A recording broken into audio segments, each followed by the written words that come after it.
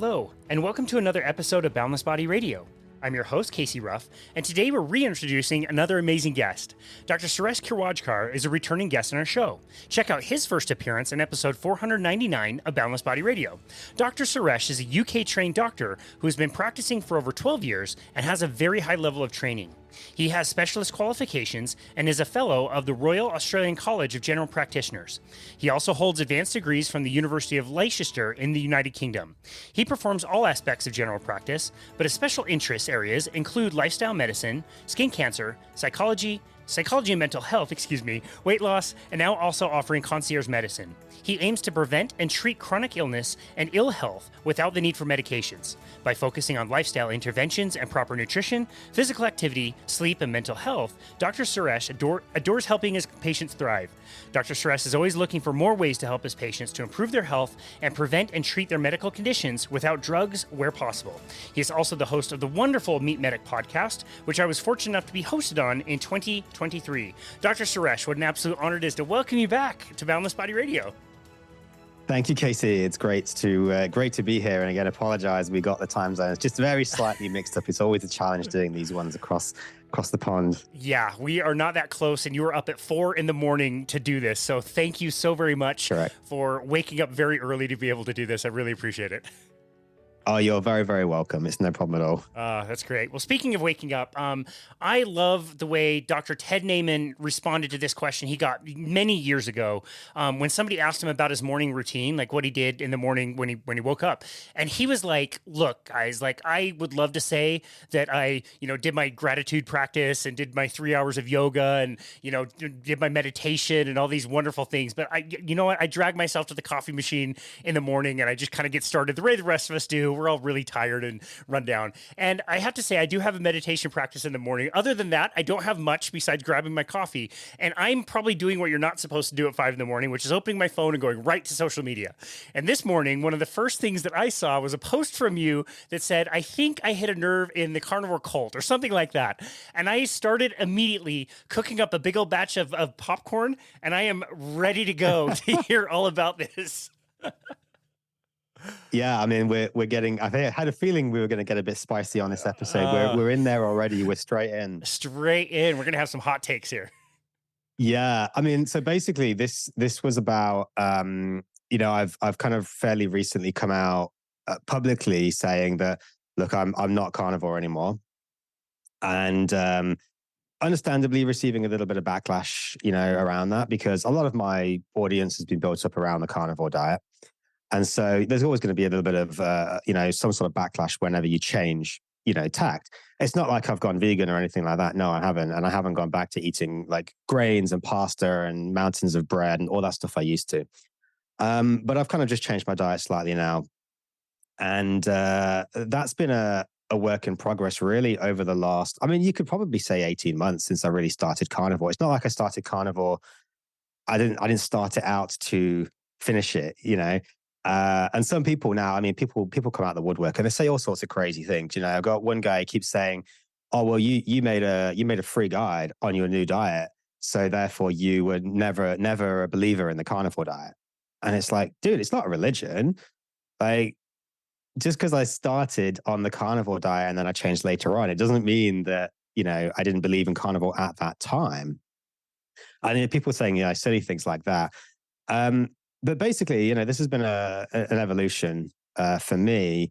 And carnivore diet was fantastic for what it is at the time. And I felt truly at the time, I felt it was really good. But a lot like, Paul Saladino, I did notice some issues on the carnivore diet. And at the time, I was probably being a little bit, not blind, but how can I say, wanting to think that, carnivore was really good because it was great. It was way better than any diet I'd ever done before. And it did give me a lot of tools that I'm still utilizing to this day that are really helping me with my diet, helping me with my patients. It's a fantastic elimination diet, but it just wasn't really kind of working for me actually in the longer term. After about probably 6 months, I think I started to notice some issues. And I've done episodes on my show with my blood work, showing that there was improvements. Things were going great. And then things started to just dip, very slightly. It wasn't like my blood work really fell off a cliff or anything like that. But there were some issues starting to creep in. Basically, exactly the same issues that Paul Saladino speaks about, with him. And so things like testosterone was going down, cortisol stress hormones were going up. My HbA1c was creeping up a little bit. Some of my liver functions were going off a little bit. Just, small things here and there, but noticeable things. But also just, physically, mentally, I'd noticed things like this stress shield that I spoke about. I was starting to have that was kind of starting to disappear, and stress was starting to creep back in. And then physically, things like I was having signs of vitamin C deficiency. And I mentioned that recently on my show with what we call corkscrew hairs starting to show on my legs again, which was a problem prior to carnivore. But then it was carnivore, it kind of went away and then it kind of came back again. So, and then the moment, I ate some vitamin C, I had some oranges, it just disappeared again, pretty much straight away. And then when I took them out again, it pretty much came straight away back. When I put them back in again, it just, came straight back. And that's not an orange deficiency. So it was something in oranges, whether it was a bit of folate, thiamine, probably not thiamine. I was eating a ton of thiamine anyway. Probably the vitamin C. So there were some issues there. And so I changed my diet over the time and kind of honed it down. And also with my patients, I noticed, actually quite early on that a lot of them were doing amazingly on carnivore. But then when I asked them, what are you actually eating? And we can talk about this because carnivore is so varied now that it's almost lost its, I think, sense of what it is in a way, which might sound silly. But people were saying, yeah, I'm carnivore. And they were like, okay, what are you actually eating? And I said, oh yeah, like I just literally eat like lion diet virtually. And then other people would be eating Paul Saladino's animal-based and they're still calling themselves carnivore. So it was super confusing. But what was very clear was all of these people were doing really well. It wasn't like you had to be really strict carnivore, which confused me because I was like, well, hang on, like keto doesn't really work that well, but like you have to be carnivore because that's what I'm seeing works really well. But then it wasn't just carnivore that was working. It was even all the way up through to basically animal-based. And then otherwise, people were coming back in, say, 30 days saying, carnivore is amazing, but I just don't want to do it long term. Give me something else. So I kind of had to start, people want a framework. As much as you say like, oh, I want to guide you. I just want you to find what works for you, listen to your body, like all of this stuff we talk about. People still want a framework. They want some sort of plan.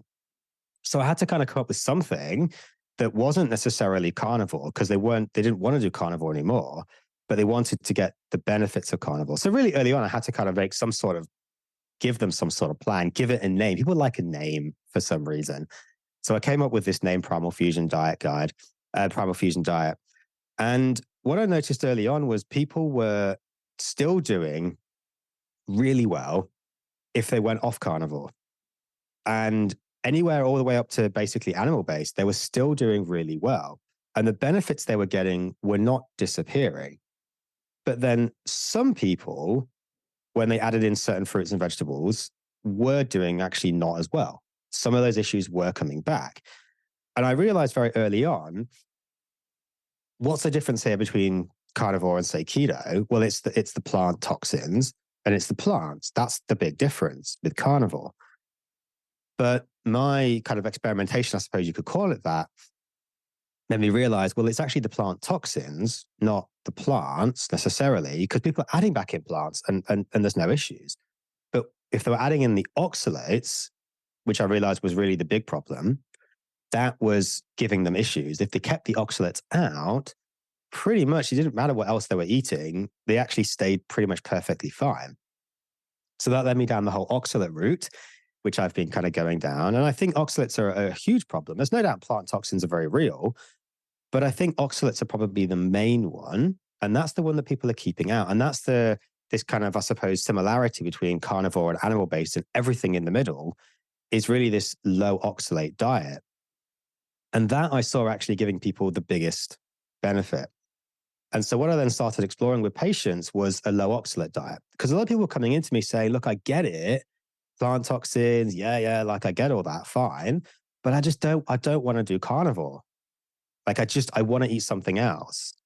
And at that point, I was like, how can you like not want to just eat steak all the time? Like steak's amazing. But they were just like, yeah, okay, I get it, but I just don't want to eat steak all the time.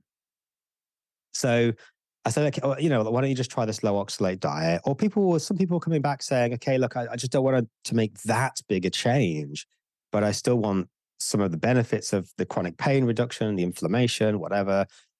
So I started talking to the people about low oxalate diets, just not even keto, not even low carb, just stop eating spinach. That's basically all you need to do.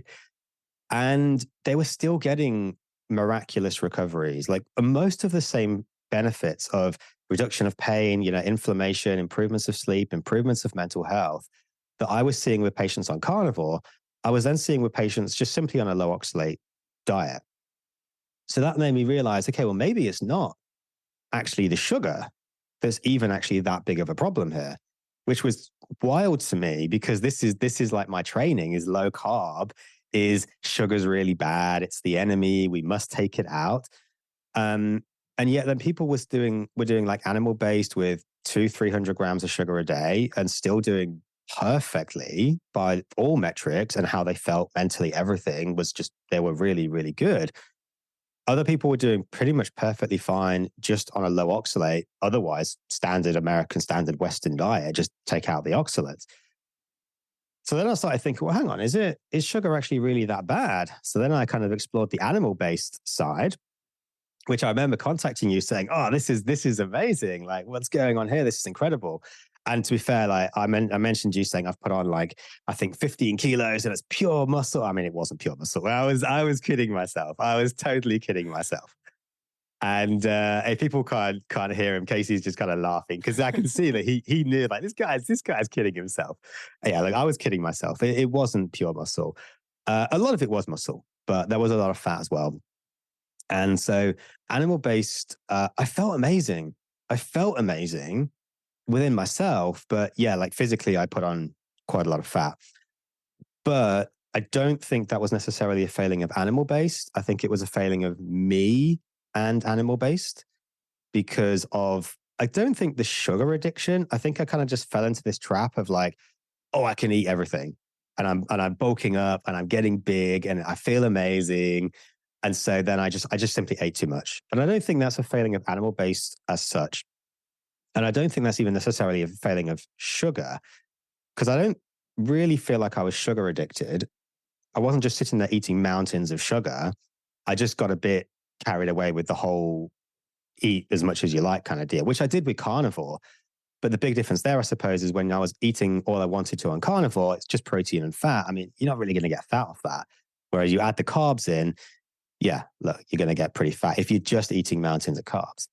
So then I went off animal based and then basically back into what my diet really is now, which is what I was kind of doing with patients for a while. It's just this low carbohydrate, low oxalate, ketogenic diet, incorporating all of those lifestyle features that I talk to patients about, which you mentioned already. And people wanted a name. So I just called it Primal Fusion Diet. Basically, it's taking ancestrally, appropriate foods, what I believe is genuinely an ancestral diet or very close to an ancestral diet based on the information that I can find, applying it to modern day because, we don't live 5 million years ago. We don't need to live the way exactly we lived 5 million years ago. We don't need to get rid of our phones and the internet and social media and all of that kind of stuff. We can still have modern day, niceties, but still live in a way that is in keeping with our evolutionary background. Because that's, I believe, is going to be the basis of, to quote, Canberra, a proper human diet. It's going to be what we've been doing for 5 million years. That should be the basis of our diet, give or take a little bit here and there. But then sticking to the principles of, okay, well, low sugar works for most people. Let's do a low oxalate diet. Let's take out the toxins where we can, but let's maybe add back in some of those plants that we can maybe seek some benefit from and just keep out the bad. And for me, that kind of makes the most sense because people in the diet community, they kind of throw the baby out with the bathwater. And I'm sorry if I'm rambling at all, but you're being very patient with me, just sitting there quietly. This is great. I love this. People go to the extremes. And I don't know if that's because that's just naturally what people want to do. that's what, the internet is. Everyone just goes to the extreme. I don't know. But, carnivore kind of throws the baby out with the bathwater a little bit and says, well, plant toxins are bad. Therefore, we just don't eat plants ever because plants are not evil. And or carbs can have excessive carbs are bad for you. Therefore, carbs are the enemy. Therefore, we don't eat any sugar ever because it's going to kill you. Animal-based kind of goes the other way. And Paul Saladino kind of says, well, long-term ketosis is really bad or has issues. Therefore, let's not do ketosis. And, long-term zero sugar is bad. Therefore, let's eat quite a lot of sugar. I mean, relatively speaking, it's still way less than standard, kind of dietary advice. And I just look at this and saying, okay, well, like, why are we throwing the baby out with the bathwater? Like every time, why are we going to these extremes? If plant toxins are bad, let's just take out the plant toxins, keep in the other stuff that's potentially good for us. If sugar's bad, let's just limit it, but let's not go crazy. And if, long-term ketosis is bad, well, let's just maybe not do long-term ketosis. Let's just do short-term ketosis because there's a mountain of evidence that short-term ketosis is good for us. There's a mountain of evidence that, plants can have benefits for people. So again, why are we throwing the baby out with the bathwater? We're lurching from one extreme to the other rather than just saying, why don't we just actually sit somewhere in the middle and, just keep the good, take out the bad, and just take little bits from all of these different diets that we know can work individually for people, and then just really apply it to the individual, focus on nutrition, not have any gaps in the diet, get all the benefits of the plants, get all the benefits of the meat, and then everyone can just kind of, get the benefits of all of it rather than just lurching from one extreme to the next. So that's where I'm at now. And obviously, some people can't handle this. And, diet culture is worse than politics and religion probably combined. It is so bad. People are so extreme when it comes to diet. And basically my post that you were referring to that started this whole, kind of train of thought was, I think I upset, the carnivore kind of cult. Carnivore has become extremely cultish on the internet. Now, there's people within it that are amazing. I've got lots of friends who are carnivores, etc. But a lot of people have become very, very cultish, and they show all the signs of cult-like behavior, and they kind of can't handle anyone having any kind of criticism of the diet, and all they want to hear is glowing reviews, sycophantic, kind of simpish, basically behavior towards some of these influencers. And if you dare say anything against that, then you're out. You're ostracized, you're criticized, you're punished, etc. And it's this real kind of cultish behavior. And what I said, I put a tweet out and put it on my Instagram and so on, basically saying, and this is genuine results, 100% of my patients who are carnivore have folate deficiency. I think I said nutritional deficiencies, where it was mainly a folate deficiency, but where there's one, there's often others, even if you're not testing for them. 100% have a vitamin C deficiency based on lab ranges, which we know are not terribly good, correct? And that's to be expected. So I kind of stopped testing vitamin C a long time ago because it was always low. And it wasn't super useful to know those numbers. But a lot of people were coming in with those functional signs of vitamin C deficiency. Like some people were getting bleeding gums. They weren't really getting scurvy. Their teeth weren't falling out or anything like that. But they were having some issues. The coiled kind of corkscrew hairs I mentioned, some people were having this, a lot of ingrowing hairs.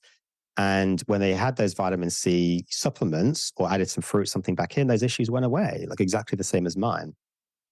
100% of my carnivore patients, so this is my patients that I've tested, that I know these numbers, 100% are folate deficient. 100% of the carnivore patients have a high homocysteine level, which we know is quite strongly associated with increased risk of cardiovascular disease. Now, again, association is not causation. but we can't deny that there is a very strong association there. Homocysteine is more strongly associated than LDL cholesterol, for example. 100% of my carnivore patients, so again, my patients that I've tested, have what I would call a bad, basically a pattern B, essentially, or not, maybe not entirely pattern B, but close to what I would call a bad LDL subfraction. So the oxidized LDL, this damaged LDL cholesterol, is not where it should be. I mean, it's basically there. It shouldn't really be there at all. And their particle size is too small.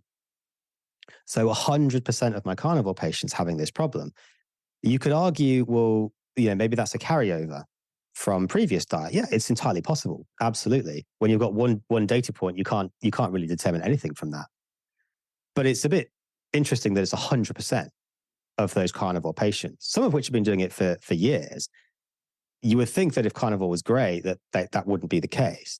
But of the ones that I've tested where I have a previous data point, either I've tested or someone else has tested or they've done it themselves, 100% carnivore patients have got worse on the carnivore diet. So the oxidized LDLs got worse, their small dense LDLs got worse, their LDL particle size has gone down, which we know is, again, quite strongly associated, again, not proven to be causative, but very, very strongly associated with cardiovascular disease. Now, I'm not talking about LDL, I'm talking about this oxidized LDL. And then people coming out saying, oh, you don't know anything about LDL. LDL is, really good for us. And it's like, dude, I'm not talking about LDL. I'm talking about like, you should go and look at Paul Mason, oxidized LDL. It's like, dude, that's what I'm talking about. But they're not even reading the post. And this, of course, upset people. That hang on, you're criticizing now my beloved, carnivore diet. And so, yeah, there was a bit of backlash, and people were coming out, pretty strong.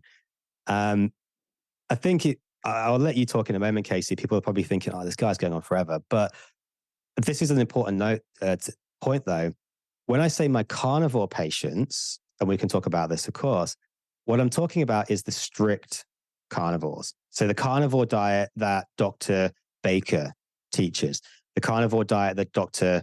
Chafee teaches, not the carnivore diet that Joe Bloggs is doing on the street corner, whatever, like basically animal-based, pure carnivore, lion diet, like anything in the middle, any mix. And this is where it gets really confusing. What I'm talking about is the kind of the strict carnivores, what I would call carnivore diet proper. And the people that were doing like a ketovore diet, so they're basically doing keto, but just taking out all the toxins and stuff and, carnivore leanings, they're all doing great. Like physically, mentally, they're doing great. The blood work is great. Oxidized LDL is great. Small dense LDL is great. And those are going from strength to strength. Like their oxidized LDL is getting better. The ones that are doing like a super kind of relaxed carnivore, not just a relaxed, like a bit of spices. I mean, like a pretty super relaxed, where they're floating between, say, keto and carnivore. They're doing great. They're doing amazingly. Their oxidized LDL is improving. LDL subfraction's getting better. There's no deficiencies. They're really having no problems at all. The ones that are doing animal-based, they're having no problems at all. They're perfect. Their bloods are perfect. Their sugar levels are perfect. Their insulin's fine. HbA1c is fine. Small dense LDL is fine. Like everything's improving. It's the ones that are what I call carnivore, this kind of fairly strict carnivore. I'm not talking lion diet. I'm talking just fairly strict carnivore. Those are the ones that are not doing very well. And so I put this tweet out because it finally came time for me to say publicly, look, this is actually a problem. And I think we need to talk about this as carnivore diets gaining popularity. Somebody needs to step up and say there are actually some issues with this diet and people need to be aware so they can get this kind of testing done and then actually see, is this working for me or not? Yeah. And if it's not, make some changes. Fascinating. Absolutely fascinating. Thank you for your honesty and your sincerity. It does not surprise me. I'm disappointed, but it doesn't surprise me that people have come after you. I would expect that. And I think your last point was so critical. What is our definition of some of these things? And I realize that like I'll give you an example. This was even recently. This was in like the last few days. I'm on some like steak page on Facebook that's all about like cooking delicious steaks. So I just get like food porn in my feed, which is great. And inevitably, if they're cooking steaks, you're gonna have a few carnivores in there. And somebody said, "Hey, do you prefer carnivore diet or do you prefer animal based?" And it at first it's like that's confusing. Like that to me, that's the same thing. I have always had the definition of a carnivore diet as a hyper carnivore in nature, being you're consuming 75% or greater of your calories from animal products. I am a hyper carnivore. I refer to myself as being carnivore. I do not follow the strictest version of the carnivore diet. And I'll try to go out of my way to call something a lion diet or call something strict, carnivore. I think of even the clients that I train several clients, I nutrition coach several clients.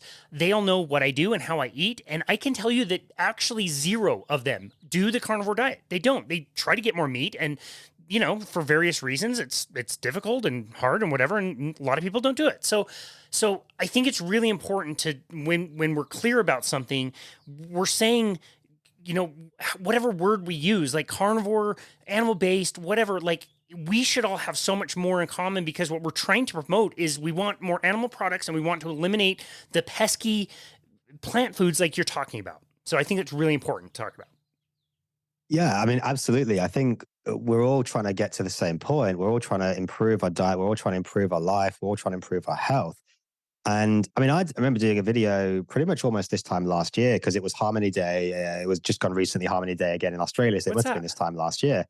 Harmony Day is a day where they just kind of try and celebrate just unity. Everyone gets along. Australia is it's still it's a very old country. I mean, it's some of the oldest indigenous communities in the world.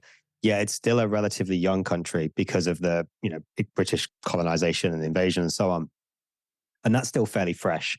And so there's a lot of stuff that a lot of the world has kind of moved on from, with colonialism and invasions and lands taking, all that kind of stuff. Whereas Australia is still very much, okay, this is still fairly fresh, so it's, the last, we're even like 20, 30 years ago, stuff was still happening that should just, never happen, and stolen generation, all of that kind of stuff, like 30, 40, 50 years ago. It's very, very fresh.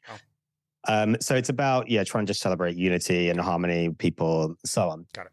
And I kind of thought last year, it's really fitting. It's Harmony Day. Like, let's make a post. Let's make a video about actually just everyone getting along, like all these tribes within the carnivore community. Like, it's ridiculous. Let's just all call it, improving our diet, whatever, and we'll all get along. But I kind of realized now that actually that separation actually might be important. And I think this is a key thing, because my issue here is when people are going out there and they're seeing carnivore, or they're seeing people talking about carnivore, they don't really know what they're actually getting. They don't know what these people are doing. And they see these amazing successes on carnivore, or they see what people are posting. Look at this amazing success, and look at this amazing transformation story with carnivore. Isn't it so great? And then they go, oh, okay, look, carnivore diet's amazing. Let's go and look it up. And then they get anything from like animal-based is carnivore, which is like totally different to then a lion diet carnivore. And it's all just called carnivore, which is super confusing for people. And the problem then is they're kind of doing carnivore and they're not getting the benefits that some other people are getting. And then they're really confused, like, well, what's going on? Because I'm doing carnivore. And it turns out they're actually maybe not doing carnivore at all. They're doing something entirely different, which may or may not, work for them. And that's really confusing for people. And I think what's also confusing about this is then people essentially claiming successes on the carnivore diet, saying carnivore is amazing, look at all these successes, when actually it's not even carnivore diet at all. It's maybe keto. And then saying, kind of, well, look at this amazing person doing carnivore because they eat meat. And it's like, well, that's not carnivore diet. Like, just because you eat meat and you're not eating that much sugar, that's like nothing to do with carnivore. That's basically just keto. And then claiming it as like a success for carnivore. Dr. Baker a while ago put out a video of one of my, kind of friends who to be fair, like he says he's carnivore, because again, same thing. He's like, I'm just doing carnivore. And then Baker put out this, look at this amazing carnivore transformation. And the dude's animal based, like he's not even remotely carnivore. And then he's now kind of defending himself saying, yeah, I eat sugar and stuff. Like, what's wrong with that? Because that's carnivore. And everyone's like, no, that's not carnivore. So it's kind of, it's really confusing for people. I think then that they think they have to do this version of the diet when actually other people are doing something totally different and seeing amazing benefits. And I think this is a problem if we're trying to move forwards with diet, and we're trying to move forwards with studies. You know, Baker's trying to get studies. You know, Paul Saladino's trying to get studies. People like Dave Feldman trying to do studies. You know, in lean mass hyperresponder stuff as well. Like, I think we need to actually be pretty clear on what these definitions are, calling, you know, a spade, and saying, well, if actually carnivore doesn't work for people, like that's a bad thing. We can't just say, well, animal-based is great, therefore carnivore is great. Like they're two totally different diets. And I think people need to kind of actually understand that separation and say, well, yeah, actually, what are the problems with doing what we're doing? And let's actually be open about that and talk about that.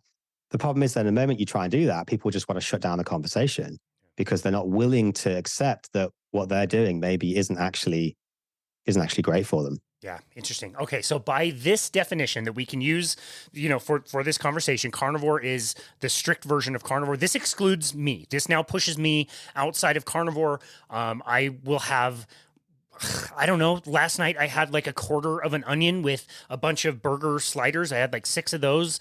I had a little bit of cheese. There was a little bit of onion on there, but you know, maybe I'll have like 2 or 3 avocado cups in a week, or one whole avocado.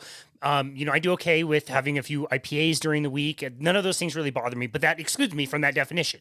So yep. let's talk for carnivores, the way we're defining it. People that are eating 100%, they're, you know, whatever animal products they want to have, they're not deviating from that. The issues that you brought up are all kind of based on testing. And we've heard this really conflicting message about getting some of these tests done. And I had a blood draw 6 months into doing carnivore. That's, you know, 4.5 years ago now. And I remember I would go through the numbers and see whatever looked good to me and say, oh, this is because of diet. And then I'd look and see other things that weren't as good. And I would say, oh, that's because I'm transitioning. I'm only 6 months on here. It's funny the way the mind can just kind of make whatever story it wants out of stuff. And so I wonder, like, are these things actually problems, or am I just justifying them because I want to think that this is the perfect diet for me and I'm never going to die? But like at the end of the day, again, we're told by some people that testing is not the best idea. The testing metrics are not done on people who do carnivore diets, so we don't know the reference ranges. The reference ranges suck anyway if you're standard American. They're way too big. So let's talk about that. Test. Yep. Some people promote it. You do. Other people don't. What are your thoughts? Absolutely. It's a very good point. I mean, yes, like number one, reference ranges are mostly just garbage, because they're based on average population. You know, the first kind of maybe 1,000 to 2,000 people that go in for that test, and then kind of that's the reference range is based on them. Now, you know, 98, what the latest thing is, like 93%, is it, of Americans are metabolically unhealthy, which is probably the whole world. You know, yeah, like 93% of people going for that test are metabolically unhealthy. Like, we shouldn't be using those reference ranges necessarily. But not all reference ranges are garbage. Like, some are, some aren't. But what I'm talking about here, say for folate, for example, is a lot of those patients are falling within the reference ranges. So by that definition, they're not deficient. But then, as I said, 100% have got high homocysteine levels. And homocysteine can go high if you have things like MTHFR gene mutations, and some do have that. Most don't have that. But even outside of that, they have this high homocysteine level. When they've supplemented folate, that homocysteine's come down, which means they are functionally deficient in folate. Regardless of what those reference ranges are, they are functionally deficient in folate. And that is basically, 100% of those strict carnivores. So there are some things where reference ranges just don't really align. And this is where, again, I think people need to see a doctor or a healthcare practitioner who is knowledgeable about what the optimal levels actually are, not what the reference ranges actually are. Knowledgeable about what kind of things can make a change. So, for example, liver function, ALT, AST, these can go up if you're metabolically unhealthy, but they can also go up if you're losing a lot of weight, for example. And so for someone who walks in, who you're testing, who's morbidly obese, your AST, ALT are up really high. Well, you're just super unhealthy. And actually, it's because they've lost like 20 kilos because they're actually doing really well. So you do have to kind of know how to interpret some of these results. And yes, there's going to be a period where some things fluctuate and so on. And then that's not really what we're talking about. We're not talking about day-to-day fluctuations. We're talking about over, the longer term and so on. And there's definitely people that would argue, well, who cares about the numbers? Let's just go on how I feel. And to a certain extent, yes, that's right. And you can overanalyze numbers. I think Dr. Baker puts this reasonably well, where he says, if you're basically really like visibly kind of unhealthy, you feel terrible, you're really overweight, you've got, heart disease and diabetes or whatever else, but your numbers are all really good, that doesn't mean you're healthy. No, it doesn't. It doesn't mean you're healthy. Just because your labs are good, just because your blood pressure is good, doesn't mean you're healthy. At the same time, if you're slim and you look good and you've got a six pack and you feel okay, doesn't mean you're healthy, because there's other things that can be going on. And, pretty much any doctor should know this. I mean, people all around the world all the time, oh, I feel perfectly fine. I feel great, doc. Yeah, no problem. And then they go and have a heart attack. And but I felt fine. And they genuinely felt fine. Like they had nothing, they didn't feel like there's anything wrong with them. They haven't been to the doctor in like decades because they felt fine. And then they go have a heart attack. So just because you feel fine doesn't mean that things are actually fine underneath the surface. So I'm a big fan of, again, like combining both. Like, let's not throw the baby out with the bathwater. Let's not say, well, all you can ever do is just go on how you feel. Because, well, we haven't had, people are telling me, well, we haven't had blood tests in like 5 million years. So you don't need blood tests to tell you you're healthy. Like, you're an idiot for doing blood tests. Like, dude, I'm a doctor. Like, A, that's what we do. And B, like, okay, well, put your phone down, put your TV away. Like, don't have like refrigeration. Like, come on, like, don't be stupid. Like, we've got modern amenities. We can utilize stuff. We're not actually cavemen anymore. But let's not go the other way and then just say, well, let's just rely on the numbers and who cares about how you look or feel. Like, no, let's just do the obvious thing. Let's use both here. If you look and feel great and your labs are amazing, fantastic. Like, you're going to be super healthy. If one of those things is out, then, I think there's going to be a problem here. But again, like, I think that there is this benefit of doing testing. I am a big fan of testing. I said at the start to people, like, I don't think you need testing because you just go on how you feel. It's great. Carnivore is amazing. Like, just do your thing. And I was getting feedback from patients like, are you even a real doctor? Like, like, really? Like, that sounds really stupid to me. And I was like, yeah, I am a real doctor.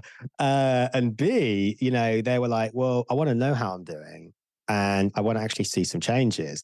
And so then I started doing a lot more of those blood tests for people. And then I started noticing, oh, there's actually problems here. So actually, yeah, we probably should be doing some more of these blood tests for actually, tracking. And when we get those blood tests, then if people are doing great on those blood tests, then fantastic. Like, I'm more than happy for them. But if they're not doing then great, regardless of how they feel, it's showing a sign that, there might be some issues. And again, if you have a doctor that knows how to interpret these things, not just fly off the deep end and go, oh, your cholesterol's gone up by 0.1, like, now we need to give you a statin. Like, if your doctor knows more than just that, then again, I don't think we need to be worrying about these blood tests, working then with your doctor to say, okay, let's maybe make some tweaks, let's make some changes, whatever. But blood tests can often pick up things before you can notice them.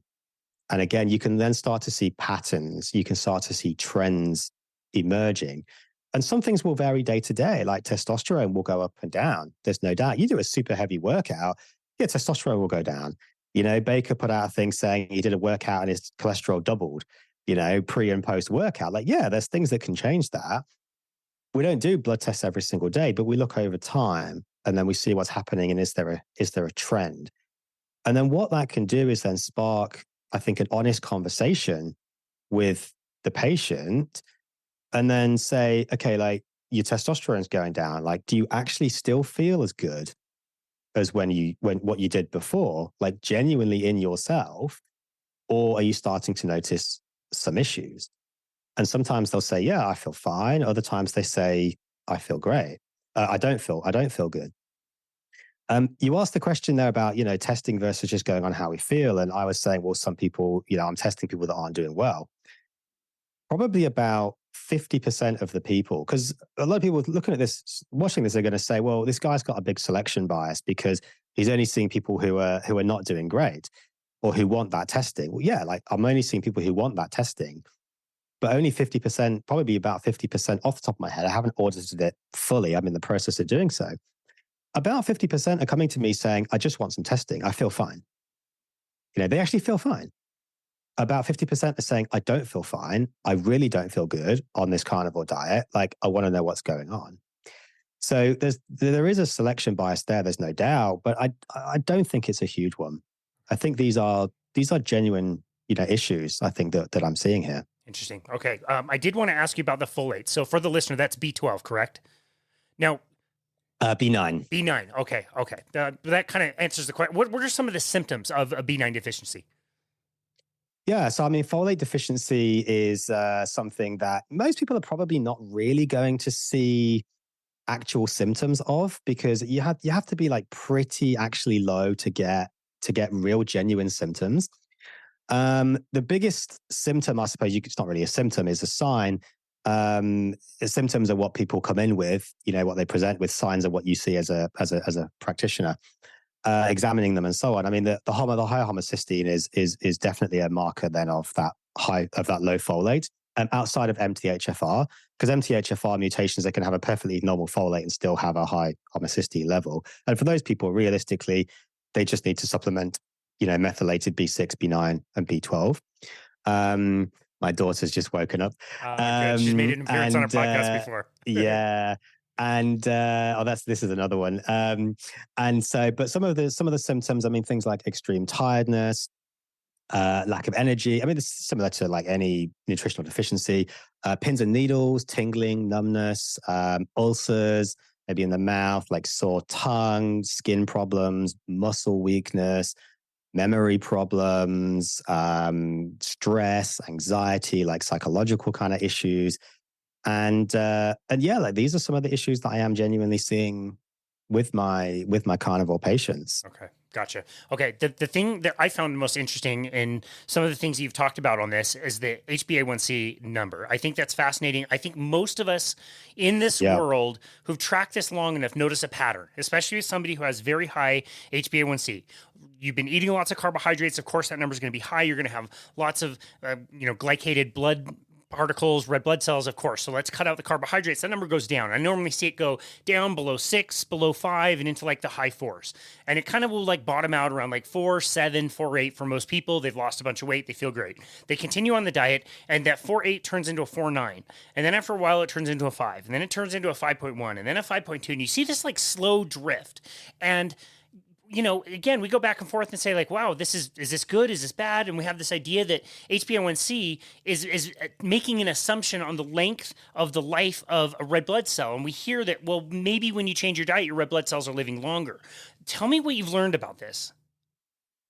Yeah, it's a really interesting point. And this is something that I have tried to speak about. And again, this kind of like carnivore cult is like, no, like you're an idiot. You don't know anything. These people, it's funny because they talk about evidence, where's your evidence for any of this stuff that I'm saying? Yet they'll just happily take what any random, person with like 10 followers on YouTube says because it's pro carnivore, and it's just kind of funny, but that's a bit off topic. So yeah, HbA1c, I mean, again, maybe for your listeners, probably most of them know, I mean, you've got a lot of learned listeners, but HbA1c is like an average of your red blood cell glycation. So how glycated are your red blood cells on average? And it's based on, essentially based on the lifespan of a red blood cell, but not necessarily in the way people think. And I think people are getting this a little bit confused. When you glycate a red blood cell, which essentially means glucose kind of permanently attaches to that red blood cell, that is a permanent thing. It doesn't fall off again. So it's not an average of how much glycation is. It is an average of how much glycation is happening, but it's not an average of how much glycation is happening in that one red blood cell. So glycation is essentially a one-time event. It's essentially, think of it like one glucose, kind of attaching to a red blood cell. It's not an average of how much that one red blood cell is glycated. It's an average of how many of your red blood cells, on average, out of the total, are glycated at any one point in time. Now, we talk about this being like a 3 to 4 month average because that's roughly how long red blood cells live, approximately 90 to 120 days.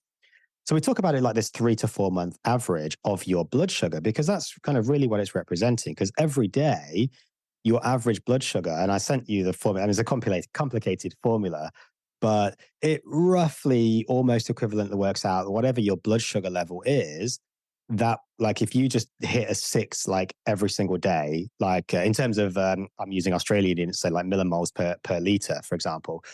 If you just hit 6 every single day, every single point in time, 24/7, you have the most perfect glucose control, literally doesn't deviate from 6.0 millimoles. Your blood sugar won't be 6, HbA1c, sorry, won't be 6%, but it will be approximately 6%. It'll be about 5.6, 5.7%. So it's relatively close.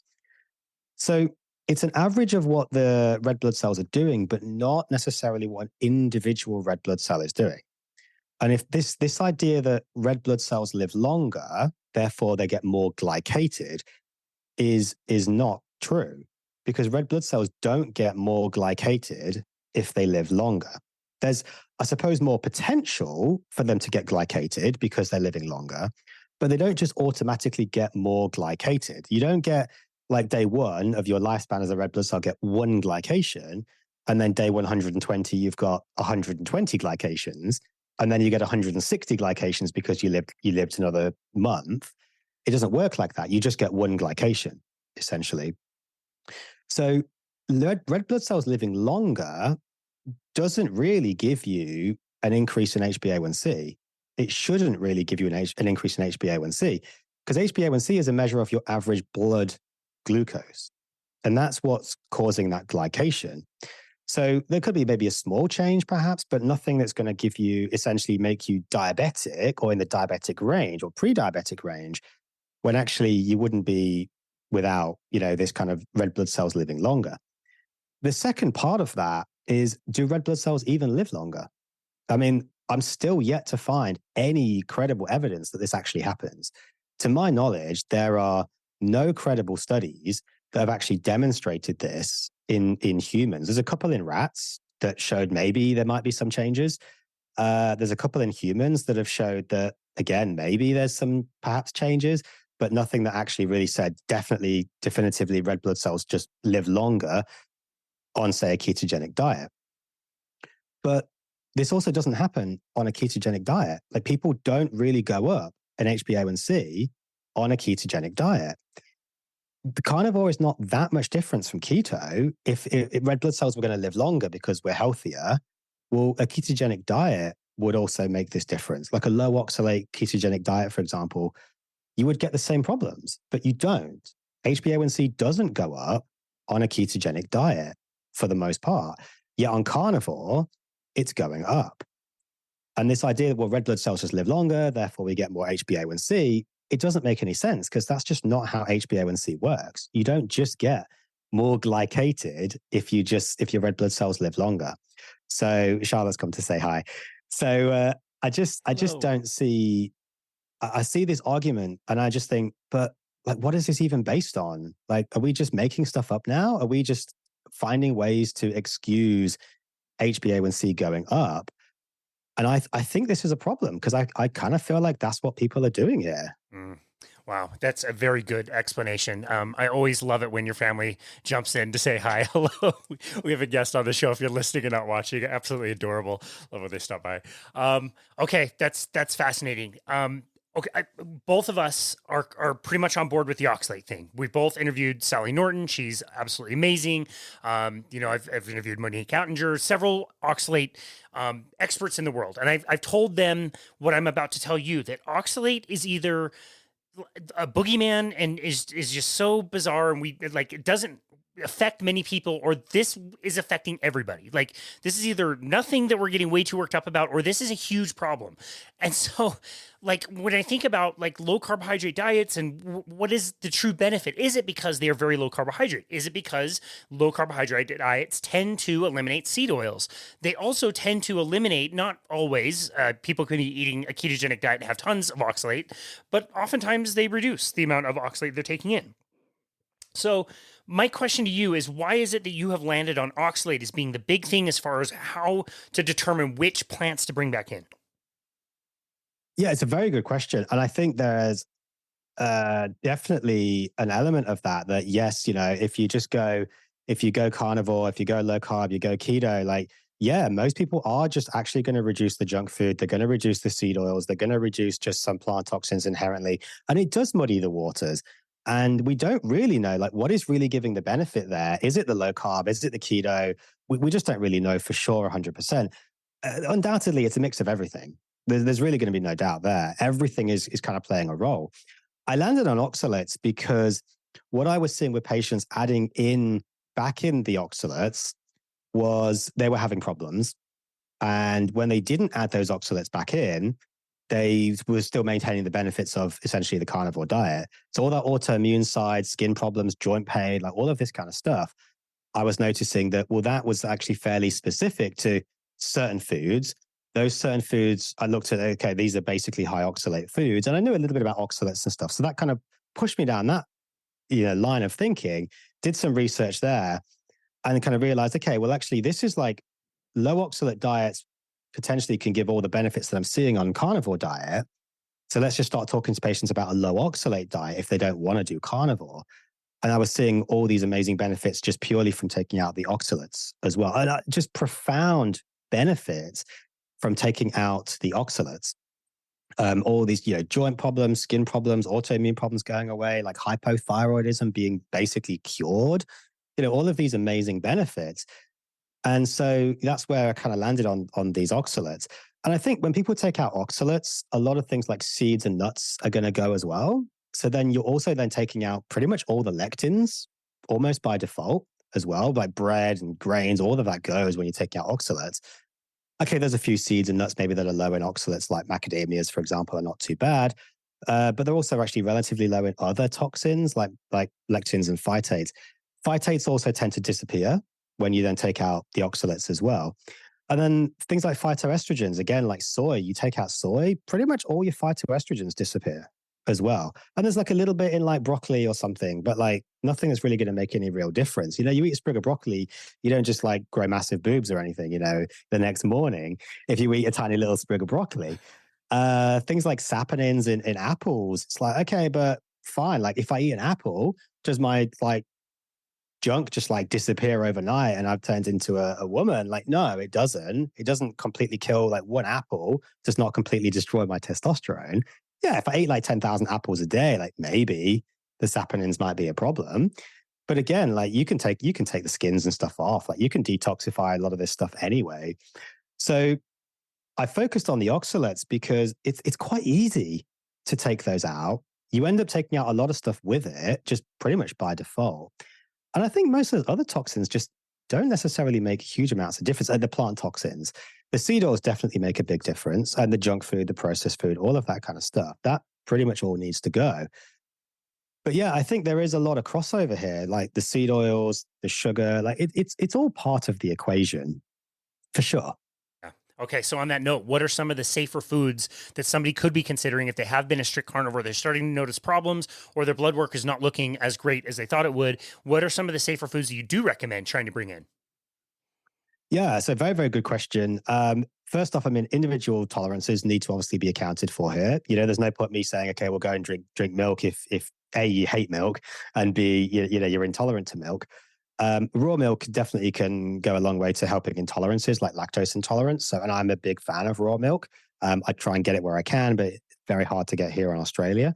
Obviously, people should consume it at their own risk because there are potential risks there. Not health advice, but things like again, you can detoxify things as much as you can. most of the toxins are in the seeds and in the skins. So if you can peel things, so like peel an apple, peel an orange, you can't really peel like a cauliflower or something, or peel a pea, but you can remove shells of things, and so on as best you can. Remove seeds, for example, pips like tomatoes. Carrots, very, very low toxicity on the whole. Cruciferous vegetables like broccoli, cabbage, cauliflower, these are very low oxalate on the whole. Pretty low toxicity on the whole. Zucchini, very low toxicity. Cucumber, very low toxicity. Lettuce, very low toxicity. Brussels sprouts, I mean, not everyone's favorite, but they are relatively low toxicity. They're a bit high on the FODMAPs. They're a bit farty for my liking, but, every once in a while, look, shred them up, bit of bacon, deep fry them, oh my God, they taste so good. Brussels Bit of sprouts butter and bacon should never be consumed without bacon. That is should be law. They should be illegal to be consumed without bacon. Bacon makes everything fine. That's definitely health advice. Bacon makes everything good. So yeah, carrots, cruciferous vegetables, and then things like some salads. You mentioned onions, of course. Again, like some people are not great on onions, but a little bit here and there. Most people are perfectly fine. Red onions are a little bit sweeter. They taste a little bit nicer. I make homemade liver pate with a bit of red onion and mushroom. Oh my God, it's so good. Just that little touch of sweetness from the red onion. Oh, it's so good. Oh. Mushroom again is relatively low toxicity. I mean, we're talking edible mushrooms here, of course. Don't just go into the forest and pick random mushrooms. But mushrooms are relatively low toxicity. I know some people, they really rail against mushrooms, but as long as we're not eating them 24/7, like they really can actually be a good addition to the diet. They're relatively low toxicity, depending on which source you look at. And the other toxins, they're not particularly huge in mushrooms. So, peas, zucchinis, cucumber, lettuce, capsicum, bell peppers, these are a really good source of things like vitamin C, for example. Folate's definitely up there. Fruit generally is low toxicity. I mean, it's very low oxalate on the whole. Star fruit is a weird exception, but star fruit's also extremely bitter. And bitter stuff generally is very high oxalate. And essentially should be telling you, like, don't eat this. This is poison. Bitter tells you really don't. I know some people have this weird, like, bitter gene where they like bitter food, but maybe there's some sort of benefit for them in having some oxalates because at the end of the day, like, they are antibacterial, they are antifungal, they are antiparasitic. They're designed to be this way. They are toxic. So there is potentially some benefits in some of these things as well, though I wouldn't go crazy on them. But on the whole, fruit is generally very, very low toxicity. It's only about 10% sugar on average, which is not terrible. And again, to get even outside of low carbohydrate, generally considered up to about 100 grams of carbs, like you'd have to eat like a kilo of fruit. Like no one's sitting there eating a kilo of fruit a day. Like really? Yeah, no, that's a really good point. I'm thinking as you're kind of describing this, how important it is to understand yourself, you, the individual, because like I've been around Dr. Chafee, right? He's said before, if he has that roast that his mom made that had tons of herbs on it, he was depressed and borderline suicidal. I was with my great friend Robin Dobbins this weekend at Dave Feldman's conference, the Collaborative Science Conference, and she is diagnosed bipolar. And I sat with her as she ate with her husband, and she ate very strict carnivore because when she does not have bipolar. She's totally normal and is fine and doesn't need medications. There are some downsides to that, right? She is a lean mass hyperresponder. Her cholesterol goes through the roof. She might have every single thing that you've already described, the folate deficiencies and the HbA1c. At the end of the day, she has to make that uncomfortable decision that she is going to be strict. Hell or high water, maybe she dies of a heart attack, maybe she suffers with other things, but it is better for her to be very strict because of bipolar. Do you want to be medicated? Do you want to be suicidal? Do you want to be comatose on the couch? She lost like an entire decade of her life medicated and helpless. For me, there's things that I can do. I can deviate a little bit. I know the things that are safe for me. Again, I think alcohol would be terrible for most people. I seem to handle a little bit and be okay. When I do go off, I notice that my cravings come back. And I really crave crappy food and fast food and donuts. Is it the worst thing in the world? No. It's uncomfortable. I don't like it, and so I don't deviate as much from it. But I don't enjoy it, but it doesn't impact me hugely. If I have sugar, I have anxiety. So that's really uncomfortable. I can avoid that. But all of that to say, like, we all need to be really experimenting with ourselves and paying really close attention to know what our tolerances is and know whether it is worth going that extra 1 or 2% to be very strict, or whether that's actually a detriment to you and you need to start reintroducing other things. We do. And that is exactly what I, teach, what I espouse, what I, teach my patients. The testing side of it. I mean, we spoke about blood work, but I mean, the real testing is actually exploring the diet yourself, exploring that food and finding your own individual tolerances and finding what works for you at the end of the day. And yeah, for some people, they will need to make those choices. Do I do this really super strict, like Michaela Peterson's a good example of that. And she kind of said, I mean, I remember the quote in one of her videos, she said, nobody would ever choose to eat this way. But we have to eat this. Some people have to eat this way. The thing is, some people are choosing to eat that way and then saying, oh, it's great because, carnivore. And actually they're choosing to take out all that food when they don't necessarily need to take out all that food, or they're too scared to maybe add in some other food. And that's one of the issues I have with this kind of extreme, teaching of like this plants are trying to kill you, carbs are the enemy kind of stuff, is that people I think are too scared to actually explore that. They're too scared to say, right, well, okay, I'll add in like a strawberry and see what happens. Or I'll add in a piece of broccoli and see what happens. Or I'll have a bit of mushroom on the side of my steak tonight, People are, I think, are too scared to actually explore that. But I think, yeah, that is really the key. As long as with the blood work, everything, like you have to be testing your diet and find what works for you at the end of the day. It needs to be informed, but informed by working with someone who knows what they're doing, working with, blood tests, but ultimately working with your own body. And yes, saying like, do I feel better if I add this food back in, or do I feel worse?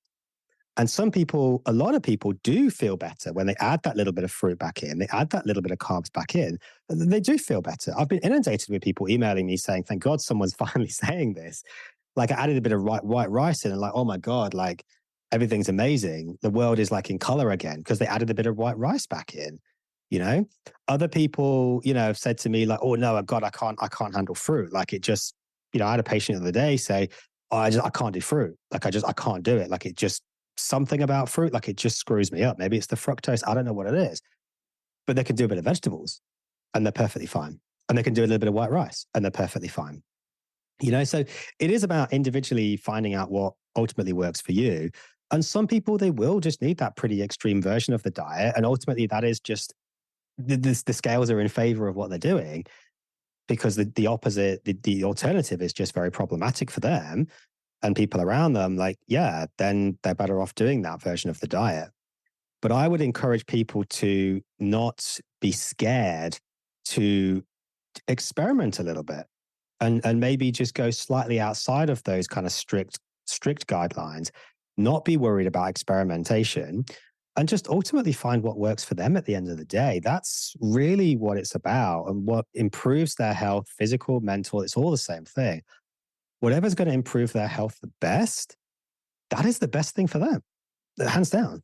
Yep. And it would be really, really, really nice taking that message and giving it to the rest of the community to tell them if somebody wants to go off and do something different, it is not your job to throw animal-based tomatoes at them because they're not doing exactly what you think that should be done. Think of how many people are scared to do this because they are on the forums socially. They're trying to fit in with the other carnivores. And then they say like, oh, I'll give you a good example. Like one of my burgers about a year ago had a picture and there was a slice of avocado on it. And I got more comments from the carnivores about, oh, is that an animal avocado? Like, no, you idiot. Like, come on.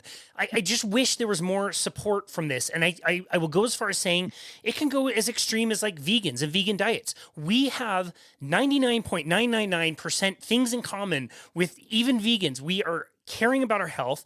93% of America is in terrible health. As of 2018, that did not get better in the last few years, I can tell you. No. But we have so much in common. It's not our job to criticize and trash talk other people. So what would you like to say to people that are trashing you for being open and honest about some of these topics? Yeah, I mean, look, for the most part, I mean, the feedback is generally being actually pretty good. Actually, surprisingly, I thought I'd get a lot more feedback, but I think, most people out there, it is good. I think most people out there, they acknowledge, sincerity, they acknowledge humility and the willingness and the ability to learn and understand and try and actually move forwards and do what's right for myself, but also, my patients. And that's why I do all of what I do. That's why I do the podcast, why I do these interviews, at the end of the day, to actually try and help people and learn myself. At the end of the day, we're always learning. I think once you feel like the science is settled, I mean, it's by default, you're wrong, pretty much by default. But yeah, I mean, what I would say is exactly that I think we need to get to a point where we can stop being so tribal about all of this, and we can stop, kind of taking things personally. If someone says like, "Oh, I had some pepper today," like if you eat onion, like that doesn't affect me. Like, why do I don't need to get offended because like, you had some onion, or like Joe Bloggs down the road had a little bit of mushroom on his like slice of avocado toast, whatever, this morning. Like, I don't care. Like, if that works for him, like that's fantastic, Like, we don't need to get so personally offended when people are doing something that we don't want to do or that we are not doing. Like, people just, I don't know, take it as this massive affront to them for whatever reason. I really don't know. And I do think this is a problem because, again, coming back to the like, what is the carnivore diet? People are finding these forums and then saying, "Oh, like I'm interested in this. Like, I want to learn more about it. What is carnivore? Like, can I eat an avocado, for example?" And then, you might get one or two comments like, "Yeah, like it's fine. Like, it's not really carnivore, but that's fine. Like, if it doesn't kill you, it's fine." All that, kind of stuff. Like, it's a process, whatever. Like, quite supportive. And then for everyone, like one of those, you get like 10 comments just like, "Oh, you're an idiot. This is a carnivore forum. Like, F off. Like, go and join animal based. Yeah, Paul Saladino, whatever." Like, and it's like, this person's basically new. They're interested in improving their health. And they've just been immediately like just shunned by this kind of community. And they're basically just been told to crawl back in the hole they came from because they dared to ask a question about an avocado. Yeah. It's so ridiculous. And so many people are then getting this message that, no, like you're not welcome. Like, you can't improve your health. Don't even bother trying. You have to do this extreme version of the diet. Otherwise, get lost. And you're absolutely right. Like, we have so much in common between all these different tribes, even vegans. Like, carnivores and vegans have way more in similarities than differences. So much more. Yet they just can't find, any common middle ground.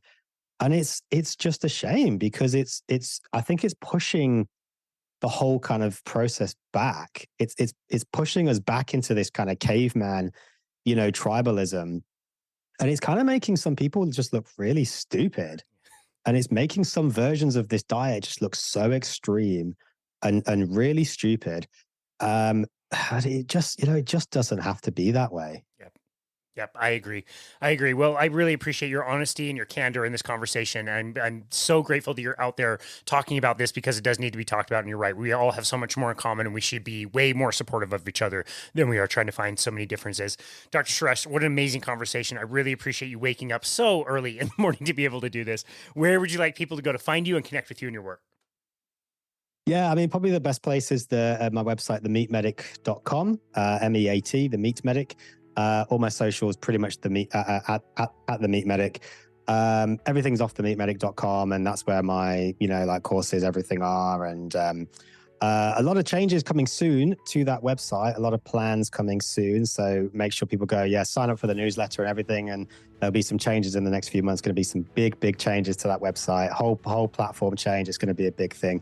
But all my podcast, everything at the Meat Medic or themeatmedic.com. Yeah, excellent. Okay, we will link to all of that in the show notes. And again, thank you so very much, man. It's always such a joy to talk to you. And I think this topic is very important. I love your authenticity and bringing that to the table today. So thank you so very much for everything you do. And thank you for making time to be on our show today. Really appreciate you.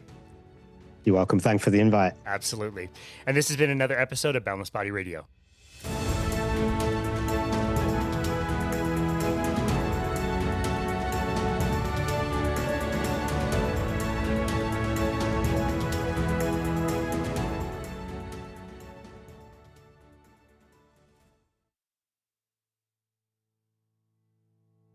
As always, thank you so very much for listening to Boundless Body Radio.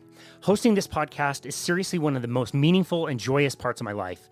Even after 600 episodes of our show, I still get nervous before every interview that I do.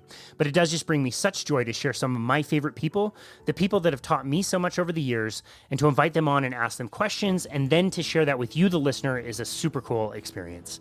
I hope you've enjoyed the content of the show so far this year. I tried to start the year off with a mix of new guests and returning guests, some that are practically household names in the health and wellness space, and some inspiring people that may not be very well known now, but are certainly doing amazing work wherever they are. I'm just so grateful for all of our incredible guests. Remember that you can always go to our website to book a complimentary 30-minute session with us at myboundlessbody.com. On our homepage, one of the first things you'll see is a Book Now button where you can select a time to speak with us about your personal health and fitness plan. We don't have any set packages, products, supplements, or anything like that to sell you. People that do want to work with us simply pay for the time that they want, and that's about it. We've loved chatting with so many of you out there to bounce ideas off each other and try to offer any advice that we can. And seriously, as always, even if you book a spot just to say hello and introduce yourself, we absolutely love connecting with you, the listener, in our community. Be sure to check out our YouTube channel, which is also growing quite a bit, if you want to watch these full interviews and also shorter videos on more specific topics taken from these interviews as well. It's a fun way to interact with people who comment. We read and reply to every single YouTube comment we get, so be sure to subscribe to our channel and leave as many comments as you like. And of course, if you haven't already, please leave us a 5-star rating and review on Apple. It is still the best way to make sure that the podcast gets out to more listeners. It only takes a moment to leave a review, and it's extremely meaningful to us. Cheers, and thank you again for listening to Boundless Body Radio.